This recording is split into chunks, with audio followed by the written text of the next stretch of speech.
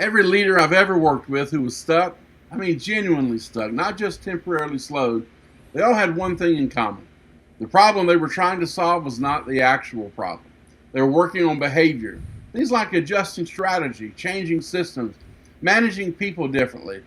And the results either did not come or they didn't last because the real problem was not any of those things. The real problem was the lens they were looking through, the map they were navigating from, the paradigm that was quietly shaping every perception, every interpretation, every conclusion they reached before they had made a single conscious decision about how to respond. Truth is, you can't fix a map problem by driving faster. You can't fix a paradigm problem by working harder or thinking more positively or even applying a more sophisticated technique. The problem and the solution are not at the same level. The solution is always deeper than the problem feels. And that's what this episode is all about today. Not your behavior, not your strategy. It's all about the lens through which you see everything and what it takes to change it. And it's all right here, right now, and only on the 5 Gifts Podcast.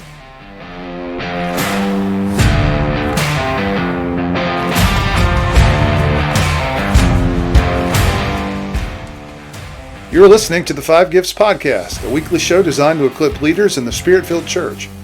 I'm Bruce Ritter, and along with my co-host Charles Russell, we offer insights for leading the local church in the fullest expression of Jesus. If you're interested in learning more about practical theology, the gifts of the Spirit, and spiritual disciplines, this is the show for you. Welcome to the 5 Gifts Podcast. Well, welcome back to the 5 Gifts Podcast. I'm Bruce Ritter alongside Charles Russell, and we're on episode 22 of this season. It's actually the second episode in our Internal Foundation series, and today we're talking about your mindset and the lens of your potential. So I want to welcome everyone again. Usually tell you that we record every Monday morning, so it's a Monday morning for us, and already off camera we've had all kinds of mishaps and missteps and camera malfunctions, but we're glad to be with you and glad that you're joining us, whether you're catching us on the ride home from the gym, maybe you're on your way to work on a Thursday morning, but we're glad that you're with us, and we hope this, not only this episode, but the series will be beneficial for you personally as a leader. We really care about your development, and I think that comes through on our podcast. Charles, what's happening in your world? Well, I'm trying to get past all the bloopers and the mistakes and mess ups, and I don't know, who knows what's going to happen as we continue. But I'll tell you what, we could really put together a fantastic bloopers reel. In fact, let us know in the comments. Would you like to see the bloopers? It might be more entertaining than our regular content. I would give a thumbs down on that. But I'm afraid my camera might do something weird. Yeah. Doing very well. Thanks for asking, Bruce. What a great weekend we've had. And I tell you, my wife and I, we're working with a church that's getting ready to start searching for a new pastor. They asked us to come and help them, and we've just really enjoyed that process, getting to know the church and being able to speak there each week, each Sunday, and meet with their leadership, and just really begin to form up the process for their search, and so we're really enjoying that. But I'm telling you, I'm excited to be in the room this morning to learn and discuss and talk as we continue this series about our mindset. And so, in episode 1, we established the foundational premise of this entire series. Lasting transformation follows an inside-out process. And so it begins with the most internal dimension of the person. It begins with our character, paradigm, motive, and then it works outward from there. We talked about the deep problems that surface for really repeatedly. So it's not a one-time action. These kind of things surface repeatedly in high-performing leaders. And the critical difference between character-based and personality-based approaches to effectiveness, and then the foundational freedom to choose our response regardless of our circumstances. And today we're going to go deeper into the specific mechanism that really makes all of that either possible or impossible. And honestly, it comes down to your mindset, not just your mindset as a leader, but your mindset as a person.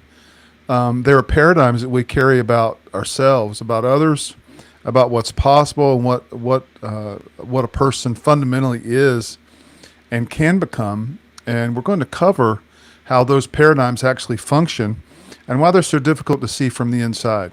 The difference between a fixed orientation toward potential and a growth-oriented one. What it looks like in practice, and when a leader shifts the lens through which they see the people they lead, and the proactive discipline that makes sustained mindset development possible.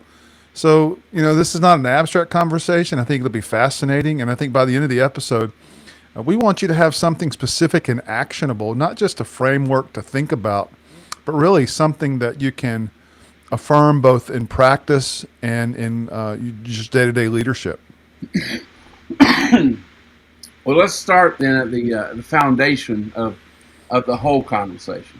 What a paradigm actually is, how it functions, and why most of us have never examined our paradigm with any real seriousness. So, a paradigm is the way you see the world, not with your eyes, but with your understanding. It's the interpretive framework, if you will, that you bring to every experience, every conversation, every piece of information you encounter.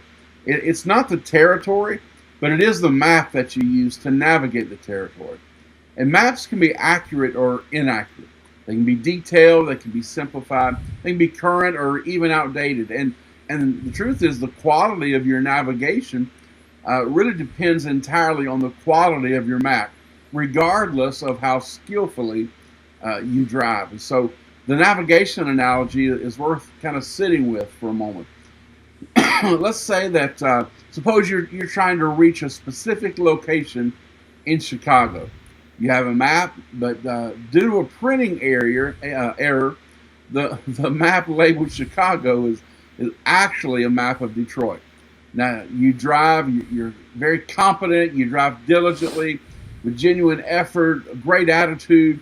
You follow the map carefully, and you arrive consistently and efficiently at the wrong destination. Well, the problem is not your effort. The problem is not your attitude. The problem is not even your technique. You were 10 and 2 the whole way. The problem is the map. And no amount of improvement in the other dimensions are going to compensate for working from an inaccurate map. The only solution is a better map. And most leaders accept the maps they're working from as really as reality itself. And so we experience our perceptions not as interpretations, as one possible way of reading a situation, but as straightforward, objective accounts of what's actually happening. The colleague who is difficult, the team member who's underperforming, the situation that's impossible, the pattern that keeps recurring. We experience all of these as facts rather than as filtered perceptions that are shaped by maps we've never examined.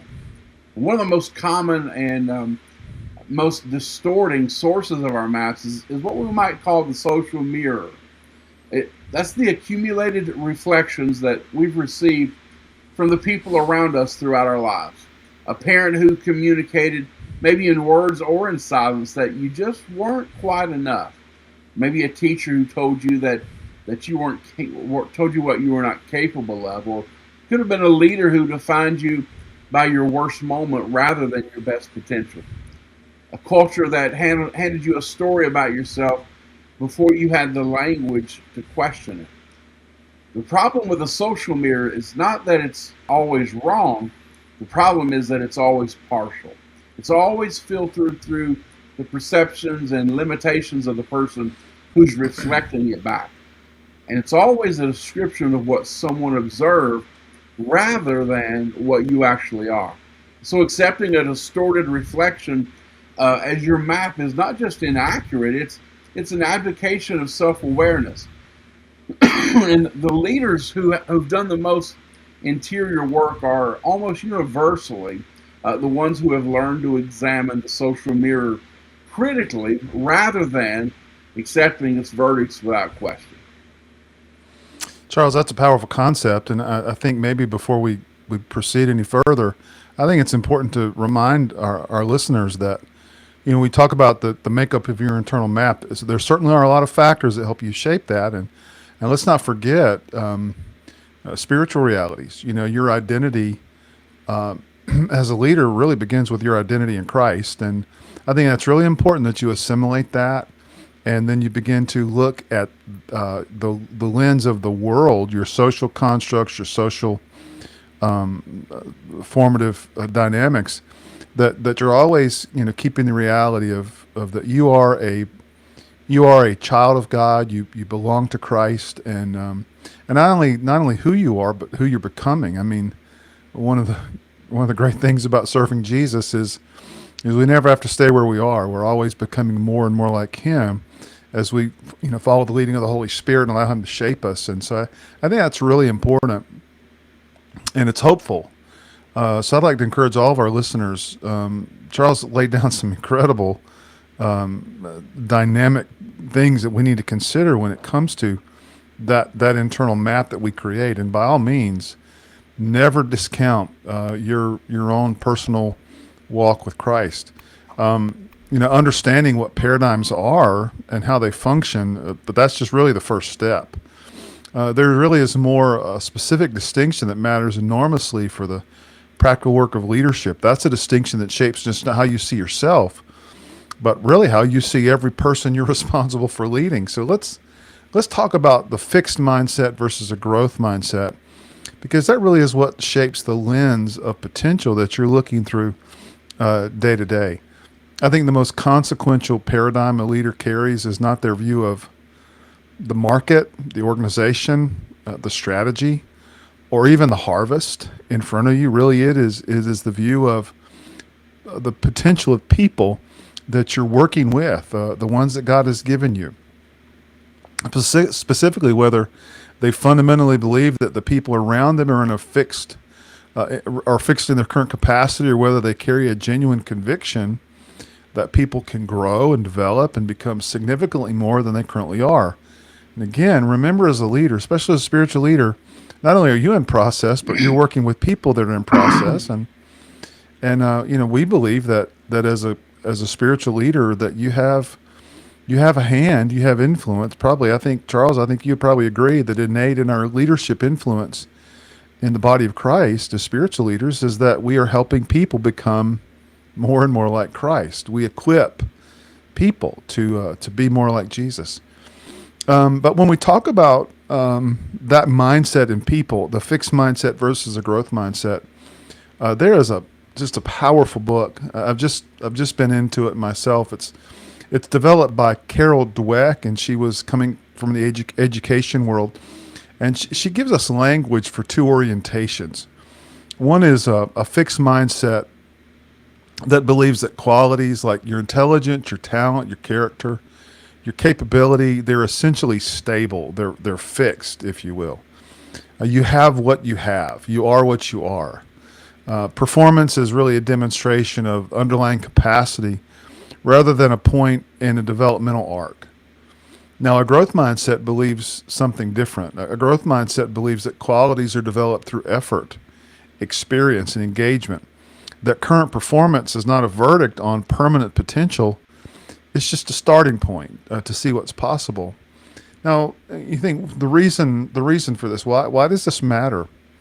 Well, it matters profoundly for leaders in that our paradigms about other people function as kind of a self-fulfilling prophecy. Those expectations we carry, they can unconsciously and often, rather than rarely, they almost never are examined. They shape our behavior toward others in ways that elicit the very responses that confirm what we've already believed. And so a leader at the level of their deepest operative paradigm believes that a team member is pretty limited and is going to communicate that belief through small signals of communication leadership and like how they assign work and responsibilities, how you as a leader respond to another person's mistakes. Sometimes we have that fixed in our mind that someone who's made a mistake, that's going to be the sum total of their potential, at least in your organization. You're going to look at how they invest their time, how they speak about their potential to others. And so the person on the receiving end of those signals will often, over time, just continue performing in ways that confirm your paradigm. This is sometimes it reminds me of the Pygmalion story. And so we call it the Pygmalion effect. That's the phenomenon of expectation produces the outcome it expected. And the inverse is equally real. A leader who genuinely believes in someone's potential, who holds a vision of what that person could become that's larger than what the person has currently accomplished for themselves or achieved in life. When you communicate that belief in ways that can literally expand what the other person is capable of producing. If I could put that in concrete terms, I've seen this play out in family contexts in ways that I think every leader can recognize. For example, you see a child struggling, they're socially immature, academically behind, and not keeping pace with visible markers of development that parents instinctively use to measure the child's progress. The initial response is what most well-meaning parents and leaders reach for.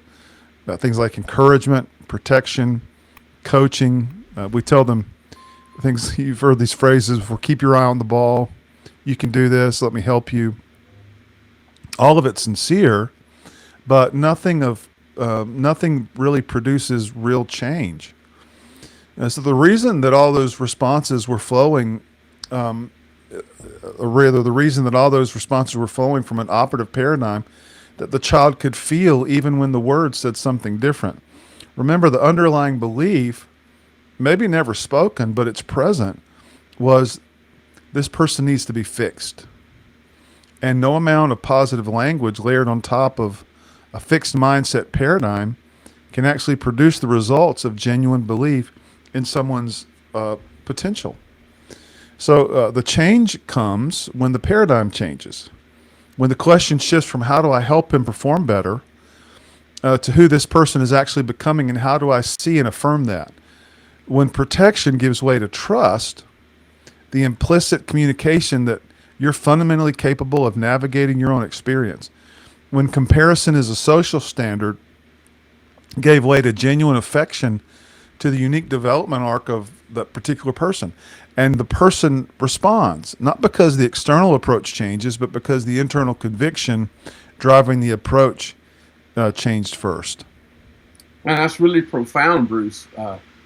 And really leading us down a great path. So this is where the inside-out principle becomes most personally challenging. It's because changing the lens through which you see another person requires, first of all, an honest examination of the lens through which you see yourself. And so the paradigms that limit our view of others are almost always projections of paradigms we carry about our own adequacy, our own capacity, our own relationship to failure and growth.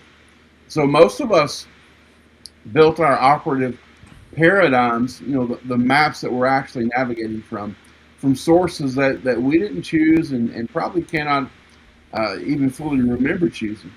The family system we grew up in with its unspoken rules about what's possible, what's dangerous, and who we are, what we're worth, experiences of failure, success that landed on us before we ever had the interpretive framework to process them accurately. The voices of authority, those authority figures whose assessments of us we probably internalize as verdicts rather than receiving them as just one limited perspective among many perspectives. These maps, they're not always wrong, but some of what we absorb is accurate and useful. Much of it, however, is distorted in ways that we've never truly examined. And the distortions, they don't announce themselves, right? But what they do is present themselves as reality. A simple, obvious, objective truth about how things are. So the personality ethic, that's the approach to effectiveness that we discussed in episode 1. It works at the surface of this. It offers techniques for managing the impressions that you make, strategies for navigating the social environment more skillfully, Practices for projecting the qualities you want to be perceived as having. And these things can produce results, but probably only in the short term. They don't address the map. They improve the driver without changing the navigation system. And eventually, the inaccuracy of the map catches up with the skill of the driver. So the character ethic addresses the map itself, integrity. The alignment between what you believe and how you actually live. That's not a technique. That's the condition of a person who has examined their maps honestly, who have identified the distortions, have committed to navigating from something more accurate and much more durable than social conditioning or performance-based identity. And so the shift from personality to character is not primarily a behavioral shift, it's a paradigm shift. And it requires the willingness to sit with questions that most high-performing leaders are very skilled at avoiding. That's a heavy truth. But it's the questions of, who am I when no one's watching? What do I actually believe about my own work? Independent of my performance, what does the gap between my public leadership and my private life tell me about the maps I'm working from? Where am I projecting my own limitations onto the people that I lead? Now, I know these are not comfortable questions in the slightest. They are, however, the questions that make the difference between leaders who are effective for a season and leaders who build something that lasts. Charles, I was listening to those questions. I just pictured myself in a coaching appointment listening, someone asking me those questions. Those are powerful introspections. And so please go back and catch the transcript. Those questions are powerful to ask yourself. And again, you're right, Charles. They're absolutely uncomfortable questions. But all of this, these examinations of our paradigms, making that shift from fixed to growth orientation, that move from personality ethic to the character ethic, that requires a practical foundation to stand on. And because insight without practice it's not transformation, it's just more information. And the foundational practice we're describing is what we called in episode 1, if you remember, proactivity. That's the discipline of operating from the gap between stimulus and response. So let's talk about that for a minute, because really, this is the practice that sustains your shift. A lot of momentum gets lost here, and so we want to talk about this carefully and practically. You might remember Charles brought up Viktor Frankl last week, and he in referencing Frankl, how Frankl discovered his discovery in the concentration camps was not a motivational insight. It's a description of a fundamental feature of human consciousness that most people never learn to access because nothing in their formation has required them to do it. Usually between what happens to you and what you do in response, there's a space. That space is where your freedom lives. And the size of that space, as you access to it, your ability to operate from within it rather than collapsing it in a moment of some reactionary impulse, that's a capacity that can be developed. It's not fixed. It doesn't have to stay fixed. It's not determined by your temperament or your history or even your neurological pathways. It's a skill, and like every skill, it's built through practice. Proactive people are not people who feel less. They're not people who are unaffected by difficulty. They're not people immune to frustration or somehow above the emotional reality of their circumstances. They're simply people who have developed the discipline of not letting their feelings make their decisions for them. They're people who have practiced repeatedly in small things first, the act of choosing their response, rather than defaulting to their impulse or even their conditioning. So the circle of influence we might call is the practical geography of this discipline. where every situation you face involves some things that you can affect, as well as some things you can't, like the weather, other people's choices, the organization's history, the economy, a colleague's personality. So your reactive self wants to spend energy on the things outside of your control. You want to analyze them and you want to worry about them. You want to lose sleep over them. You don't really want to lose sleep, but you do lose sleep. You wish them to be different. You resent them. That's a lot of sleepless nights. And that expenditure of energy produces nothing except a growing sense of futility and powerlessness and a shrinking circle of actual influence. The proactive discipline is to notice that pull and redirect. It's to learn something about yourself, to learn your tendencies. It's to ask consistently and specifically, what can I actually affect here? That's a great question. What's within your reach? What response is available to you that is genuinely yours to make? And then how can you invest your energy there? That's a great pivot point. Not because you've stopped caring about the things you can't control. Nobody wants you to stop caring about things like that, but because you've decided that your energy is too valuable to spend on territory that doesn't belong to you. The language dimension of this is really worth practicing consciously. Remember, reactive language is I can't, I have to, or there's nothing I can do, or he makes me or she makes me feel a certain way. It comes out in sentences that start like, if only they would.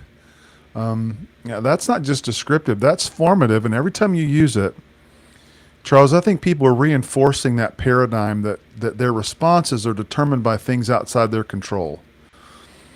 Proactive language uses words like I choose, I will. It says, let's look at what's available, or let's investigate what's possible here. It's the mindset that says, I can be different here. Now listen, the language of reaction versus the language of proaction, both of those are formative. They establish how you think in a given situation. But the proactive language, where you begin to say, I choose, I will, those are practices in your paradigm where you're the author of your responses. You're not the product of them. It's important that you change the conversation that way. Now, that doesn't mean pretending your circumstances are neutral. It just means insisting on your freedom within them. Yeah, wow, what a great shift you're teaching us. We're not the product. We're the author, and that really changes the dynamic and changes the perspective. It changes the whole outlook. I mean, it should as leaders. We have the ability and the capacity to be the author, and not the victim. So we could stop right there and take up the offering, turn out the lights, and I'll go home. But before we close, with every head bowed, and every eye closed, there's one more principle we need to kind of talk about that holds all this together. At the practical level, it's the relationship between what you're producing and the capacity that produces it. Because mindset development is not just a personal growth pursuit. It's a leadership sustainability issue. Every leader is managing a relationship between two things: the results they're producing and the capacity that makes those results possible. Aesop's fable names this with permanent clarity. You remember the goose and the golden egg? So let's travel back in time and let's all sit in our reading circle together. And no, let's don't do that. But remember the farmer who kills the goose to get all the eggs at once? He destroys the very asset that was making his life abundant. He was so focused on accelerating production that he liquidated the thing that was producing. So this pattern, it shows. If you look, it shows up everywhere in leadership. The leader who runs their team at full capacity with no investment in development or recovery, producing the results of this season while gradually exhausting the people who make those results possible.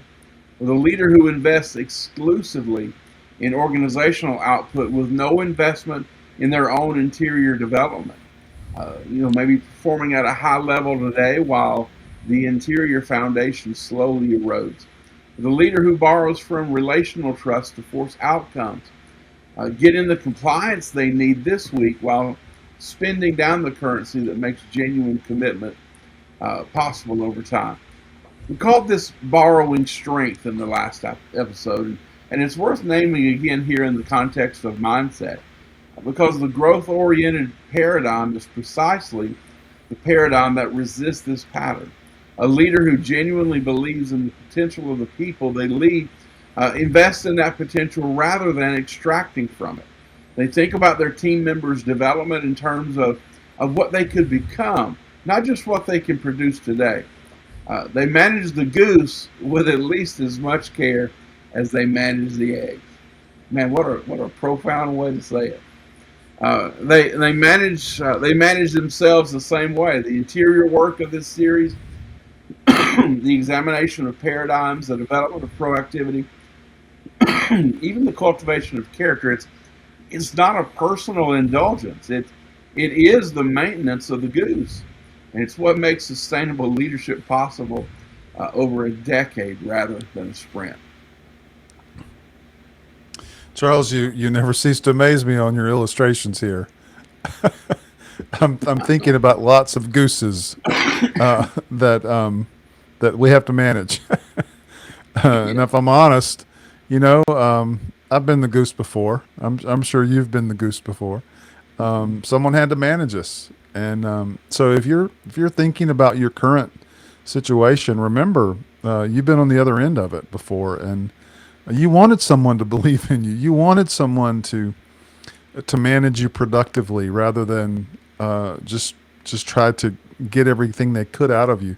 To me, there's shades of the golden rule there that we want to do unto others as we'd have them do unto us, and I think that's a tremendous principle for leadership. So let me give you something specific to carry into the next few weeks. Not as a program to complete, but just a place to start. 3 commitments. Would you first spend a week just listening to your own language? Start taking mental notes, not evaluating it, not correcting it in real time. Just listen to yourself. Notice the very instance of reactive framing where you started with words like "I can't," "I have to," "there's nothing I can do," "they make me." Write it down. Take time to write it down. You can't examine a map if you haven't looked at it directly. A second thing I would do is identify a person in your leadership context. Could be a team member, could be a family member, a direct report, toward whom you're aware of carrying a fixed mindset paradigm. Not someone you've written off consciously, but someone about whom you carry a very quiet, settled conclusion about their ceiling. Sit with this question. The question is simply this: what would it look like to genuinely hold a different view of what this person could become? And then follow that up with, how would that change your behavior toward them this week? So consider that. And thirdly, identify a recurring situation. Just, again, this is going to take you a few days, but identify a recurring situation where you consistently respond reactively, where your conditioning runs faster than your decision making. This week, before the situation arises, spend time in the gap. Imagine it. Visualize a response that comes from your values rather than your impulse. Practice that response in your imagination before you need it in reality. Because the gap between stimulus and response is a muscle, and it's built on the moments before you, not only the moments when it's tested. And I would add this, Charles, I just want to encourage our listeners to make these matters of prayer. Ask for the Holy Spirit to open your eyes to help you see these tendencies. I've found the Holy Spirit to be a tremendous psychiatrist, someone that can help me see trends in the way I think. And so I would really encourage that. Charles, what would you add before we close today? Well, as you're praying and reflecting, working through these exercises Bruce has suggested. The question we want to leave you with is this: where is the map that you're currently navigating from keeping you from the life and the leadership that you're actually capable of?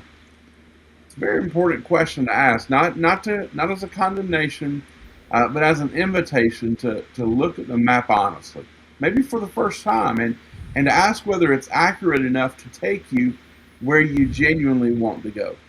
The gate of change opens from the inside, and the work of opening is exactly what this series is designed to support. So if you want a guide for the interior work that we've been describing, if you want to engage this process with someone walking alongside you rather than navigating it alone, come connect with us at charlesrusselltraining.com or charlesrussellministries.com. Bruce is at coachingcardia.com. We'd love to navigate with you and be a partner in this. We offer spiritual life coaching, leadership development for people that are ready to do the deeper work. And so, again, reach out to us. We would love to come alongside and journey with you. Well, next episode, we're going to move from the lens of the mind to the first primary habit of intentional living, beginning with the end in mind.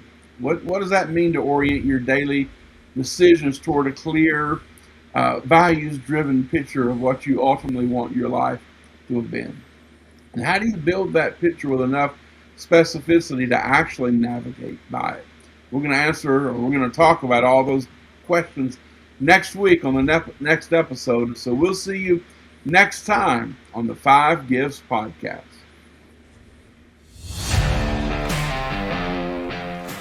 You've been listening to the 5 Gifts Podcast. If you would like to take the next step as a spiritual leader, we invite you to visit either of our websites or contact us for leadership coaching. We can help you reach the next level in your own growth and leadership. We provide leadership, spiritual gift, and personality assessments that give you a better grasp of your leadership style. And we also create a customized growth plan that empowers you to reach your full kingdom potential. We can't wait to hear from you.